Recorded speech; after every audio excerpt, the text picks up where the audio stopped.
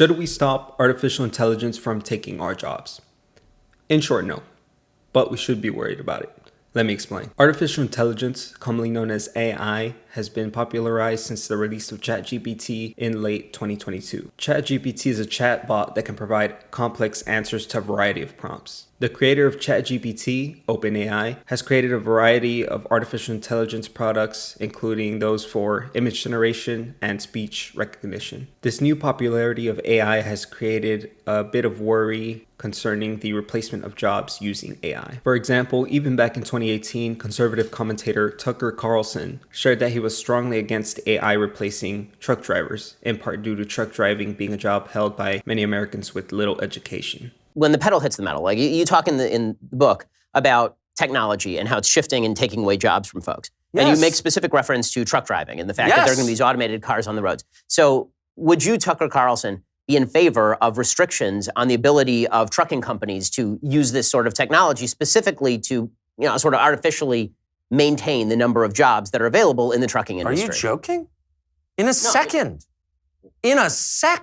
Driving for a living is the single most common job for high school educated men in this country, in all 50 states. The social cost of eliminating their jobs in a 10-year span, 5-year span, 30-year span is so high that it's not sustainable. On first glance, his concerns seem valid. If self-driving trucks with the same performance and accident rate as an average driver were to replace every truck driver tomorrow, 3.5 million people would be out of work. We can assume that 3.5 million laborers flooding the job market would have devastating effects on wages. And that's without considering all the other menial jobs that would be replaced within the same time frame by the same type of technology. And yet, automation and obsolescence of jobs due to technology is an inherent part of capitalism since its inception. And it isn't a flaw of it either. Where would we be today if every job prior to the Industrial Revolution were maintained by suppression of technological advancement? An early example of this can be seen in the 16th century, when an inventor by the name of William Lee created the first knitting machine. Despite refining his invention to create high-quality silk, he was denied a patent by Queen Elizabeth I because, much like Tucker Carlson, she was afraid that the invention would replace the jobs of knitters in England. Would Tucker Carlson approve of banning modern sewing machines to create more jobs? It seems he wouldn't, based on his interview, as he acknowledges the incremental advances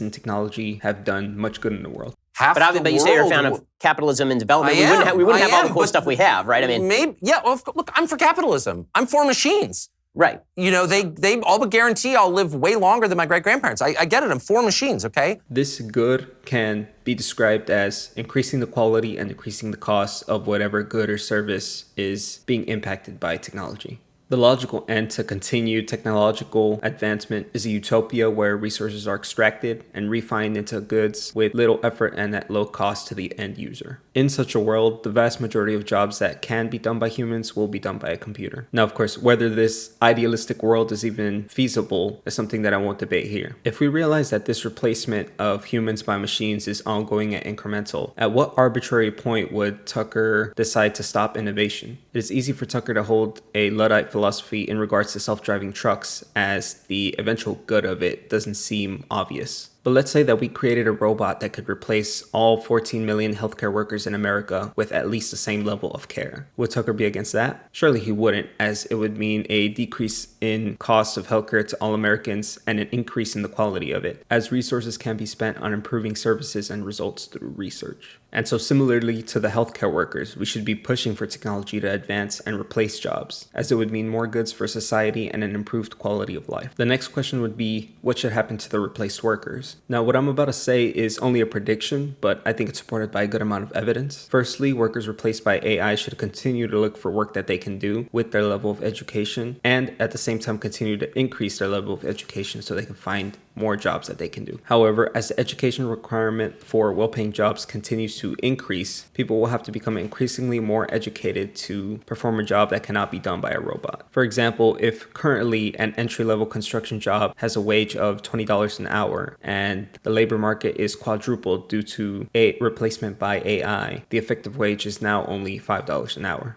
However, the job would in principle be done more quickly and more efficiently, and the resulting building would likely cost less due to the cost of labor. Now, of course, this scenario depends on the government abolishing the minimum wage, as in our scenario, if the effective wage is only $5 an hour, then that person would be left unemployed. I believe this continued improvement and replacement of jobs will result in an increasingly wider upper and lower class divide, something which we can already witness happening now. Over time, workers have increasingly become more skilled and have required more education to be eligible for jobs that would put them in the middle or upper class. In the following graph, you can see that just a high school education is becoming less valuable, as those with only a high school diploma are less likely to be upper class and more likely to be in the lower class. On the other hand, we can see that even for those with bachelor's degrees, the wealth gap is increasing, meaning that if your degree doesn't provide you the skills to put you in a high earning job, you're relegated to the lower class. Now, of course, this is simply hyperbole for now, but eventually this will be a reality. The middle class will only continue to shrink, and the upper class will continue to be more skilled in order to be part of the upper class. So far, this might sound terrible to you. Why would we be in favor of destroying the middle class? As I explained before, slowly more and more people will find themselves in the lower class through no fault of their own. With an influx of labor, these jobs will become easier and cheaper as more people do the same amount of work. As for their decreased incomes, as more and more people flood into the lower class, more goods and services will be catered to this price point. Because so many jobs would have been automated at this point, companies will be able to afford lowering their prices to meet the demand of the majority of people due to their decreased spend on employees. Companies will continue to improve their processes as their prices continue to decline, until eventually everyone will have cheap access to the same goods and services. However, this is not to say that this will be an easy process or that it won't be a difficult process for most people. During the Industrial Revolution, many people were replaced by machines. The transition for them was difficult, as they had to go from hand craftsmanship to servicing the machines that effectively replaced them. They likely had to learn new skills, and they likely didn't enjoy it as much as their previous work. But improvement and luxury for the masses comes at a cost, and their sacrifice has created the flourishing economies that we have today. If we want more goods and services to be available to more people, we will have to face some hardship. If you're worried about AI replacing your field of work, my recommendation is to learn as many skills as you can, become as beneficial as you can for your company, and perform as well as you can, so that you may stay above the middle class divide as long as it continues to exist.